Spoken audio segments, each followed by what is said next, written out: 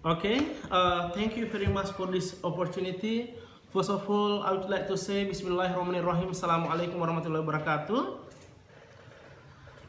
The second, I would like to also say my profound gratitude to Allah Subhanahu wa Ta'ala who has given us a good opportunity so we can assemble in this good place. Salawat and tahmid for Prophet Muhammad Sallallahu Alaihi Wasallam, the last prophet who has spoiled Kafirun plague and maintain Islamic plague all over the world.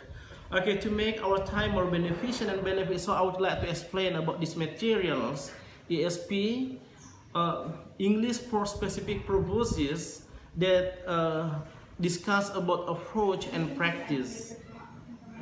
Actually, what is ESP? ESP is a linear center approach to English, to teach English as an additional language with focus on developing communicative competence in specific disciplines such as accounting, business, IT, tourism, and engineering. Okay, actually in this definition of ESP, there are two kinds must be emphasized. The first point is a learner-centered approach, and the second is a communicative competence. Actually, what is a learner-centered approach?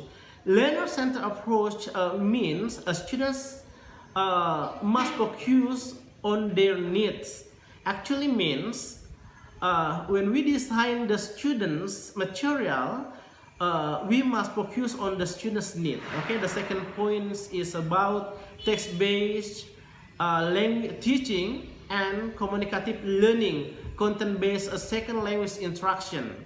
So, communicative competence refers to a language user grammatical knowledge of syntax, morphology, phonology, and as well as social knowledge about how and when to use utterance appropriately. Okay, next slide about ESP in historical perspective. Actually, in this history emphasized in three items. The first is the expansion of English. The second point is a revolution in linguistics. Tell what you need an English for, and I will tell you the English that you need. Okay, so in this case means before designing materials of the students or for students, as the lecturer must know well what is actually the major of our students. If they are from accounting department, automatically students or university students must be taught by English for accounting. Okay, and the next, the third point is focus on the learners. Okay, the next slide is the science of ESP has developed considerably. Actually, in these pictures, okay, we can see the development of ESP itself from 1970 to 1980. Okay, for the first stage, the linguists only emphasized in structurals, while in 1980 and 2000s focus on communicative, and the last 21 century focus on interrogatives.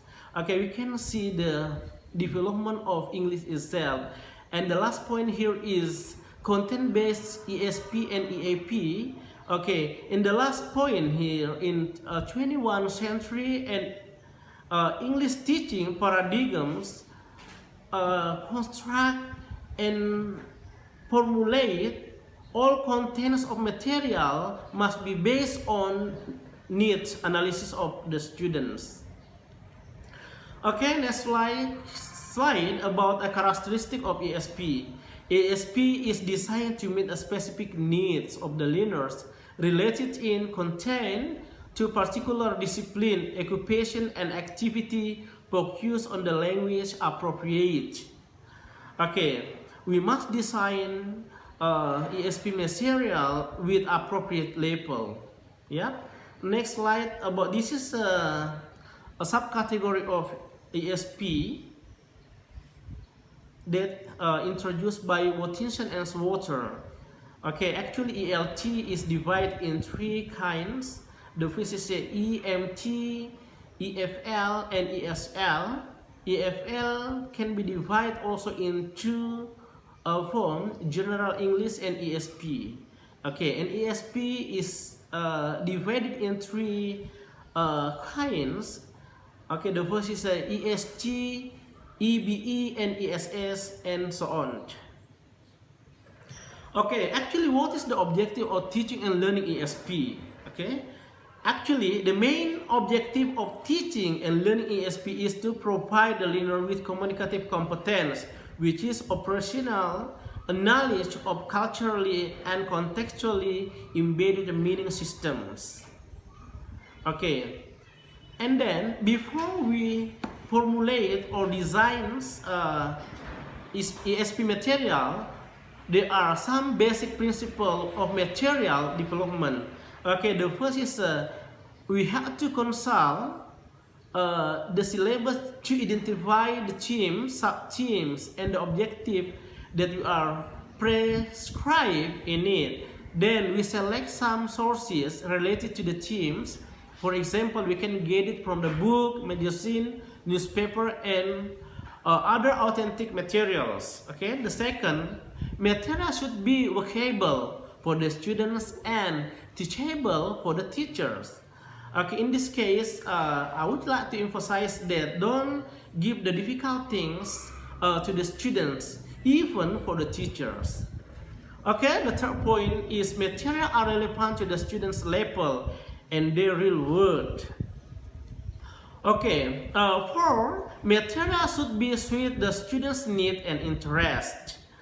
Five, material should be feasible to be developed or designed for the language skill or language competence. Six, material should be stimulate interaction. And the last point is material should be encourage a learner to apply their developing language skill to the world beyond the class. Okay, now I would like to describe some procedure of designing ESP material. Okay, the first point, okay, we have to prepare our students. For example, I would like to formulate or design book English for accounting. For the first stage, we have to prepare students of accounting department, and then we apply analysis. Okay, in this analysis, okay, there are two things must be owned or get it. The first is the language need and learning needs. After getting the language need and language learning needs, okay, we can move to the next stage. It is design a syllabus. So we design a syllabus from language need and learning need analysis. Okay, after designing a syllabus, we move to the next stage is instructional material. We try to formulate or design a material based on the syllabus that we get from analysis of learning needs and language needs. And then the next stage is implementation. Okay, the material that we have formulated, we have to try to make a pre-test, try out, and post-test to the students. Okay, and then the last point is a testing or evaluation. Okay, we give to measure our material is good or no, automatically we will apply evaluations. And then the last point is production of ESP English core syllabus and instructional materials. Okay, that is the procedure of designing material. I think that's all. Thank you very much. Akhirul kalam. Wabillahi taufiq wal hidayah. Wassalamualaikum warahmatullahi wabarakatuh.